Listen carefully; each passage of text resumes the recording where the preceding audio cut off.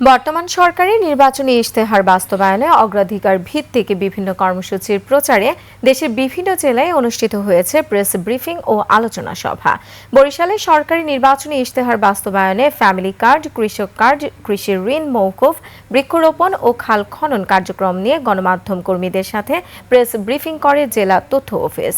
খাগড়াছড়িতে জেলা প্রশাসকের সম্মেলন কক্ষে আয়োজিত প্রেস ব্রিফিংয়ে সরকারের উন্নয়ন কর্মকাণ্ড ও জনকল্যাণমূলক উদ্যোগ তুলে ধরা হয়।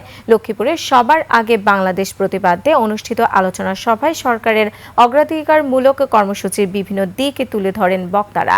পঞ্চগড়ে নির্বাচনী ইশতেহারের অংশ হিসেবে ফ্যামিলি কার্ড, খাল খনন, বৃক্ষরোপণ ও কৃষি ঋণ মওকুফের সুফল নিয়ে সাংবাদিকদের সাথে প্রেস ব্রিফিং অনুষ্ঠিত হয়।